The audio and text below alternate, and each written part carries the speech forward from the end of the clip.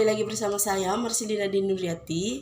Saya mahasiswa semester 1 Prodi Keperawatan Fakultas Ilmu Kesehatan dan Pertanian Universitas Katolik Indonesia Santo Paulus Surten. Pada video kali ini saya akan berbagi tentang konsep Pancasila sebagai sistem filsafat. Konsep Pancasila sebagai sistem filsafat itu merupakan tema yang paling terbesar yang akan saya bahas pada pagi hari ini. Dan uraian diawali dengan menjelaskan konsep hakikat filsafat dalam Pancasila. Uraian selanjutnya mendeskripsi dan menjelaskan hakikat dari sila-sila Pancasila. Uraian akan diakhiri dengan mendeskripsikan dan menjelaskan arti dari 5 lambang sila Pancasila. Selamat menyaksikan.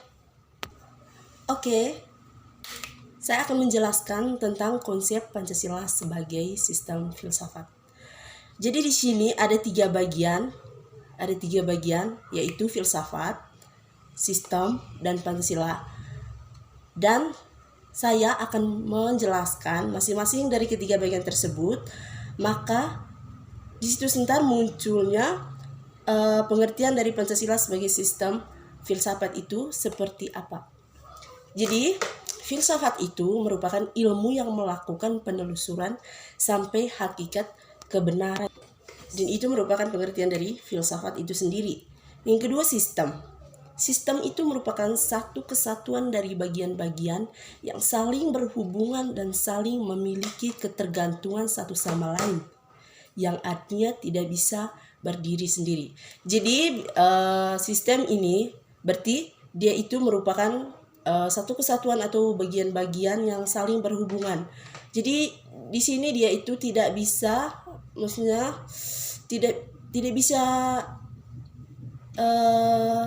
berdiri sendiri, dan dia itu bergantungan itu saling membutuhkan atau berhubungan satu sama lain.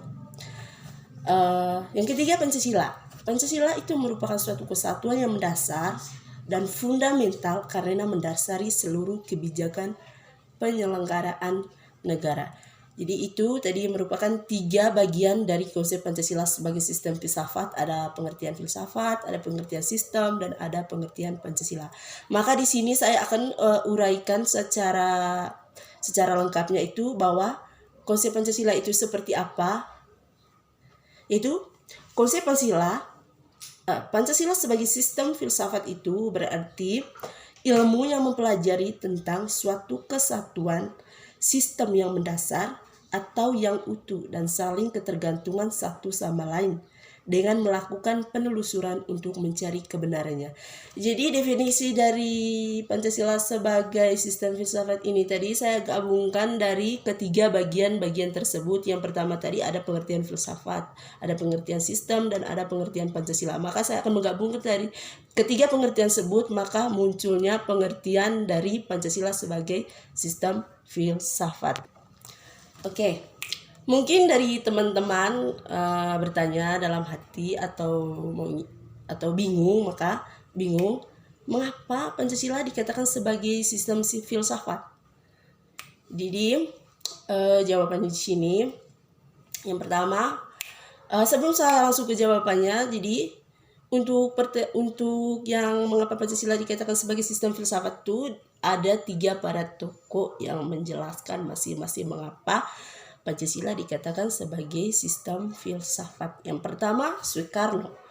Soekarno itu ketika menggagas Pancasila sebagai filosofi Grand Slate atau dasar filsafat negara pada sidang BPPKI hingga pengesahan Pancasila sebagai dasar negara pada sidang PPKI.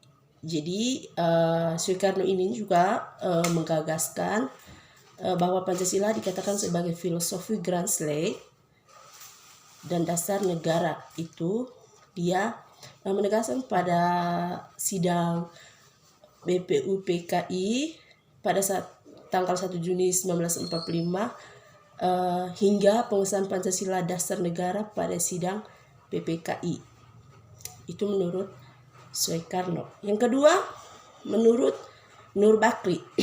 Nur Bakri menjelaskan bahwa Pancasila sebagai sistem filsafat merupakan hasil renungan yang mendalam dari para tokoh kenegaraan Indonesia. Jadi menurut Nur Bakri ini bahwa Pancasila sebagai sistem filsafat itu hasil renungan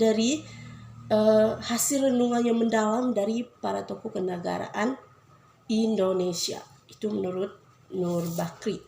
Yang ketiga, menurut Sastra Prateja. Sastra Prateja ini menegaskan bahwa fungsi utama Pancasila menjadi dasar negara dapat dikatakan dasar filsafat, yaitu dasar filsafat hidup kenegaraan atau ideologi negara. Jadi menurut dia itu bahwa Pancasila menjadi dasar negara itu dikatakan dasarnya, berarti dasar dari filsafat. Itu menurut dari Sastra Prateja.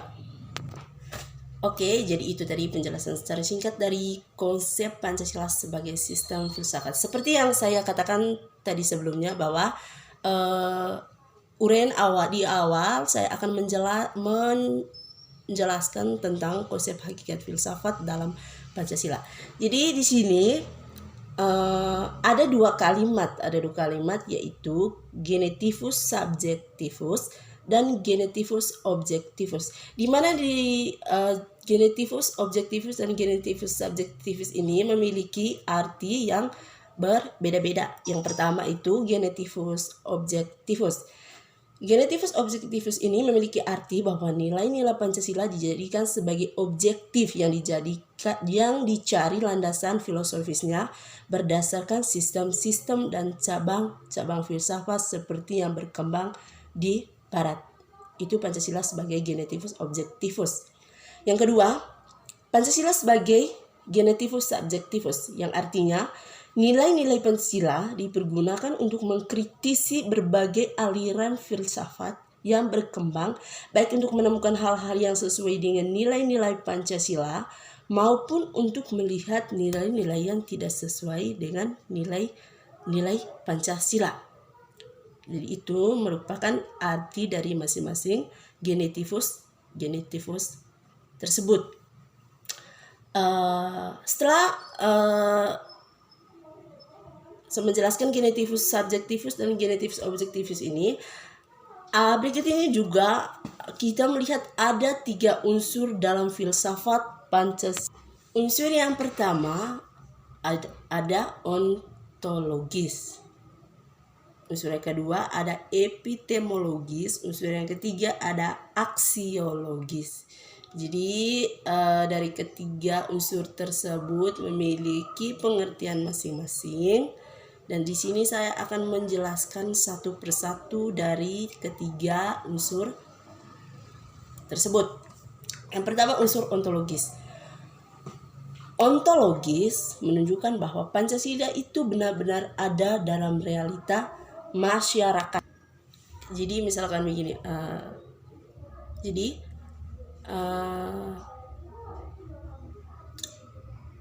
Pancasila itu bukan sekedar susunan dari 5 sila, Tetapi kalau kita melihat dari unsur ontologisnya, bahwa Pancasila itu memang benar-benar ada. Bahkan sebelum Pancasila itu sendiri hadir.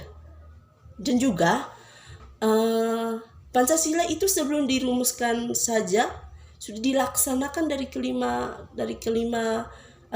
kelima nilai tersebut. Bangsa Indonesia juga sudah punya semangat untuk bersatu, yaitu bergotong royong sebelum ini Pancasila itu dirumuskan.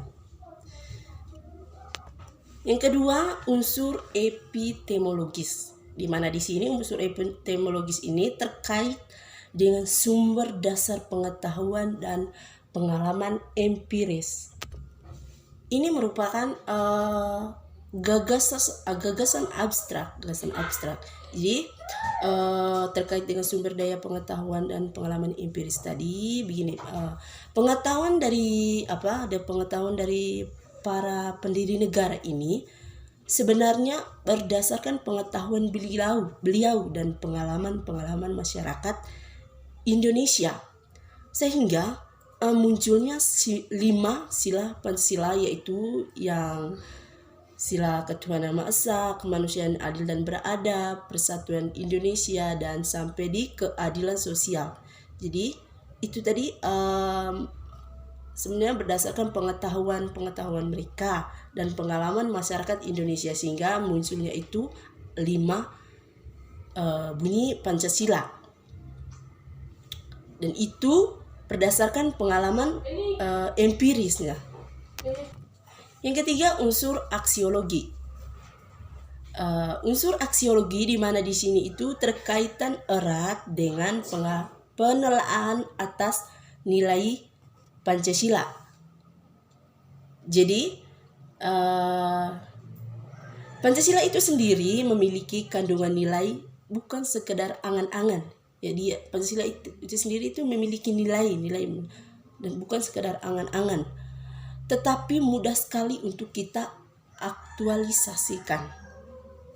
Misalnya begini, selain dijadikan cita-cita kehidupan kita sehari-hari, misalkan kita punya cita-cita, misalnya ingin menjadi religius, atau misalkan ingin menjadi misalnya seorang perawat. Jadi di situ kita memiliki, pastikan kita berusaha untuk mencapai cita-cita tersebut. Dan di sini bukan sekedar angan-angan atau bukan sekedar menghayal, tetapi kita harus membuktikannya dengan cara apa? Kita harus misalkan kita ini masih mahasiswa ya, dengan cara bisa belajar untuk mencapai cita-cita tersebut. Jadi bukan hanya sekedar angan-angan atau menghayal. Ya, jadi itu tadi uraian dari hakikat filsafat dalam Pancasila. Uraian selanjutnya saya akan mendeskripsikan dan menjelaskan hakikat dari sila-sila Pancasila sebagai sistem filsafat. Jadi di sini saya lebih menekankan bahwa di sini sebentar saya akan mendeskripsikan lalu menjelaskan seperti apa itu sila-sila dari Pancasila. Jadi dalam Pancasila itu memiliki 5 sila yang memiliki bunyi yang berbeda-beda. Di mana di sini sila pertama yaitu yang berbunyi ketuhanan yang Maha Esa. Jadi ketuhanan yang Maha Esa ini di sini di mana keyakinan bahwa mempercayai adanya Tuhan sebagai prinsip utama yang menjadi landasan tanggung jawab. Jadi sesuai dengan apa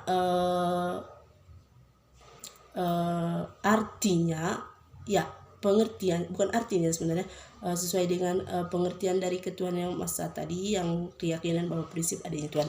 Jadi di sini kita memiliki meyakini, mempercaya bahwa adanya Tuhan di setiap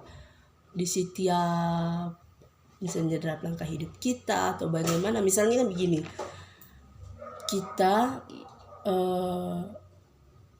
mau melakukan sesuatu misalnya sangat menyulitkan bagi kita.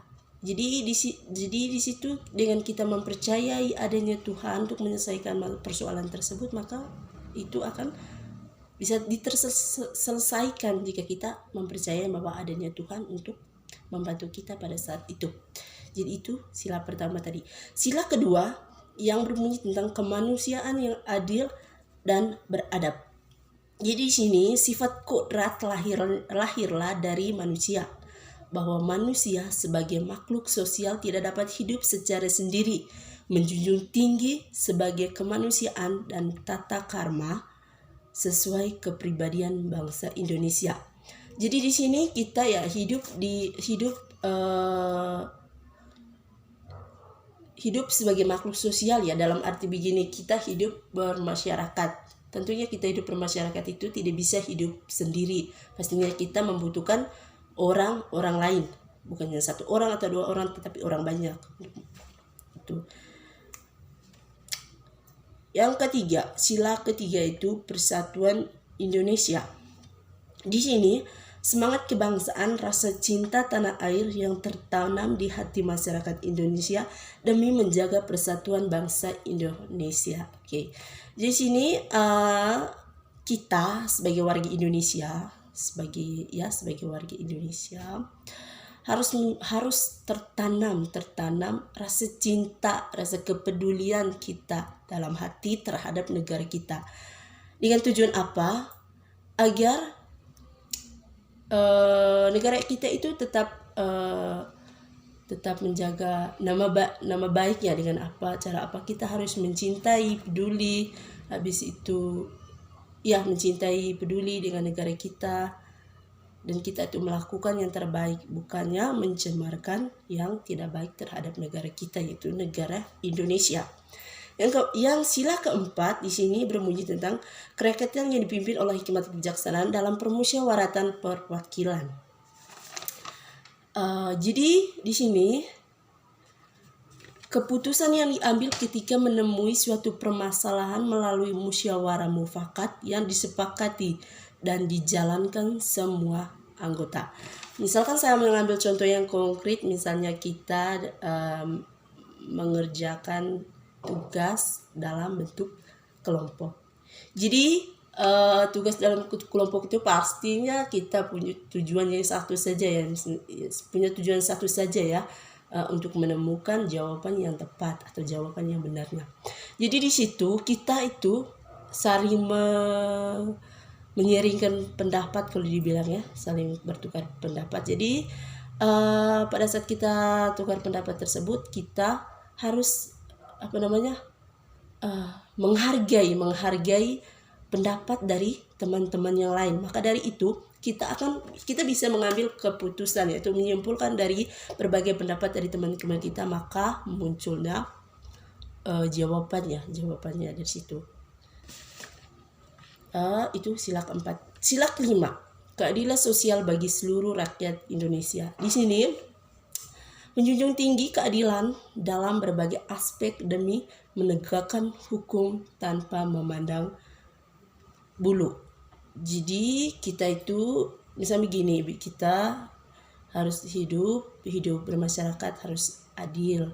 Jangan karena begini misalnya sedia ada hubungan teman atau keluarga, ya kita harus memilih, tidak boleh walaupun berbeda agama, suku maupun agama, suku dan ras, tetapi kita itu tetap satu, yang dibilang seperti Bhinneka Tunggal Ika, biar berbeda-beda tetapi tetap satu. Itu tadi uraian kedua yang tentang hakikat dari sila-sila Pancasila. Jadi uraian terakhir yaitu deskripsi dan jelaskan arti dari 5 lambang Pancasila. Sebelum saya mendeskripsikan atau menjelaskan arti dari 5 lambang Pancasila, terlebih dahulu saya akan menjelaskannya secara garis besar seperti apa atau apa itu Indonesia. Jadi Indonesia adalah sebuah negara dengan wilayah yang luas. Dasar negara kita adalah Pancasila, ya memang negara Indonesia itu bukan sempit ya, luas sebenarnya. Dan dasar negara kita itu Pancasila itu merupakan lambang negara Indonesia.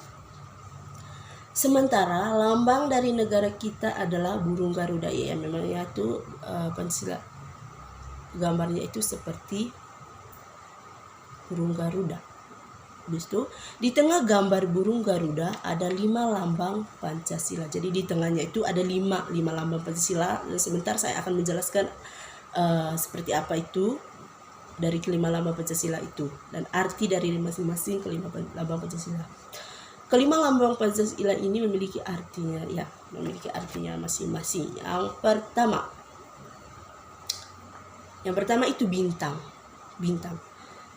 Bintang itu sebagai lambang sila pertama. Bintang emas diartikan sebagai cahaya rohani untuk setiap manusia. Sedangkan latar belakang berupa perisai berwarna hitam, melambangkan warna alam yang menunjukkan Tuhan. adalah sumber dari segala sesuatu yang ada di bumi. Selama ini kita hanya mengetahui bahwa ya memang bintang itu melambangkan ketuhanan Maha Esa. Ternyata di sini juga dia memiliki arti tersendiri, dan bahkan juga di bagian belakangnya juga ya berlatar berwarna hitam ya, itu pastinya kita sudah tahu di sebelumnya pelajaran mulai dari SD bahkan sampai perguruan tinggi. Dan ternyata juga memiliki arti bahwa di mana di sini itu yang berwarna hitam tadi itu melambangkan. Baik, saya akan melanjutkannya. Jadi di bagian perisainya tadi, di belakangnya tadi yang berwarna hitam itu melambangkan alam ternyata, yang menunjukkan bahwa Tuhan. Di sini diartikan bahwa Tuhan itu adalah sumber dari segala sesuatu yang ada di bumi ini. Itu tadi bintang. Yang kedua, rantai. Rantai di mana di sini itu sebagai lambang sila kedua. Di rantai itu sebagai lambang sila kedua. Rantai ini terdiri dari mata rantai yang berbentuk segi empat. Dia itu berbentuk segi empat dan lingkaran yang saling terkait. Di mana mata rantai segi empat itu melambangkan laki-laki, dan mata rantai di mana di sini mata rantai segi empat melambangkan laki-laki, dan mata rantai lingkaran ini melambangkan perempuan. Jadi kedua mata rantai ini melambangkan masing-masing kita, yaitu yang seperti tadi itu, bahwa mata rantai segi empat itu melambangkan laki-laki dan mata rantai lingkaran itu melambangkan perempuan. Gambar rantai yang disusun dari gelang-gelang rantai kecil ini melambangkan hubungan manusia yang membantu, baik itu laki-laki maupun perempuan. Ketiga, pohon beringin. Pohon beringin ini sebagai lambang sila ketiga. Di mana di sini pohon beringin punya akar tunggal yang panjang yang menunjang pohon besar ini untuk tumbuh.